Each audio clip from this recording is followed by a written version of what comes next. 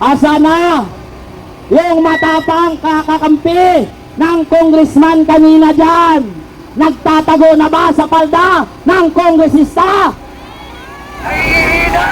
Ang sabi niya kanina, bakit daw pinapakyo ang sasakyan ng congressman? Ipapahuli niya daw. Ang sagot ko sa'yo, gulong! Bobo! Tanga! Tuwag pa! Lahat kami pahuli mo! Kami tumatayo dito dahil hindi kami pabor sa nangyayaring impeachment kay Inday Sara. Dahil alam naman natin kung ano talaga ang gusto nilang mangyari. Ayaw nilang tumakbo si Sara Duterte sa 2028 dahil alam nila na pag lumaban sila kay Sara ay siguradong lampaso sila. Diretsong Enedoro ang kanilang kandidato. Kaya sa mga congressman dyan sa loob, mga putang ina ninyo, makinig kayo sa mga ordinaryong Pilipino.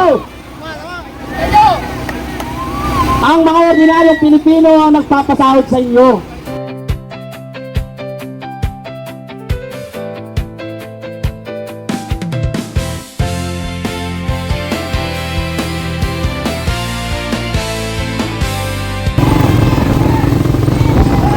Yes mga kababayan, another vlog po ng iyong Ate Melby dahil po sa ikinasang impeachment ng Congress kay Vice President Sara Duterte.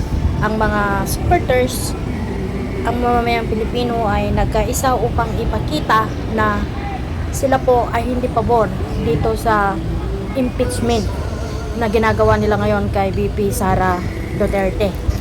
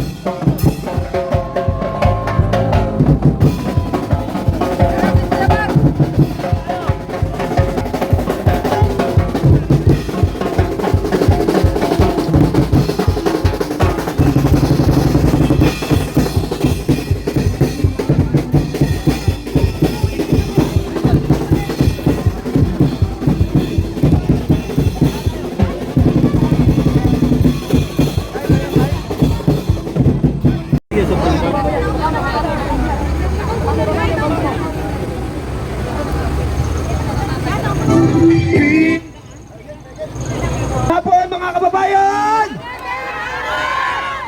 Bakit tayo nandito ngayon sa harapan ng Kongreso?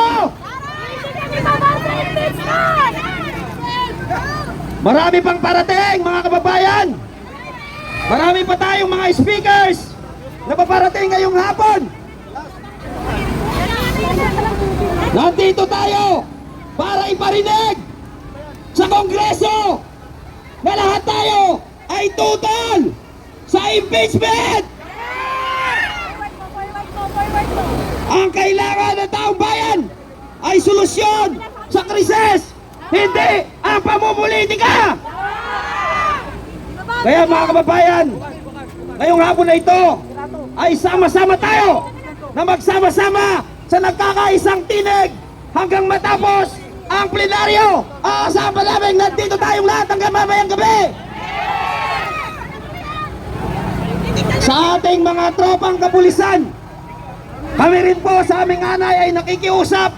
Dalawa ay pagbigyan ninyo ang malaya at demokratikong pagpapahayag ng aming mga damdamin. Nandito kami hindi upang manggulo.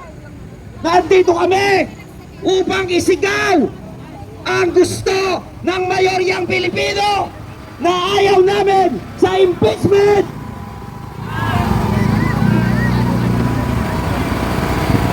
Imbis na ang inaatupag ng Kongresong ito ay solusyonan ang samot-saring problema na dulot ng laganap at patuloy na krisis, sila naman ay busy dyan sa impeachment na alam naman ng mayoryang Pilipino na yan ay bunga lamang ng mali-malitang nakaw mula sa taong bayan.